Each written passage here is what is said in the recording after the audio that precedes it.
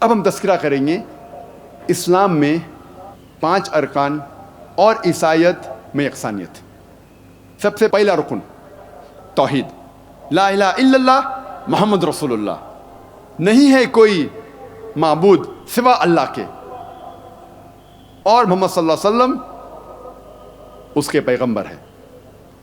اللہ سبحانہ تعالیٰ فرماتے سورہ بقرہ میں سورہ نمبر 2 آیت نمبر 177 میں، نیکی یہی نہیں ہے کہ آپ اپنا چہرہ مغرب یا مشرق کی طرف موڑ لو، لیکن نیکی یہی ہے کہ آپ ایمان لاؤ اللہ پر، آخرت پر، اس کے ملائکہ پر، اس کی کتاب پر، اور اس کے نبیوں پر، اس کے پیغمبر پر، اور قدر۔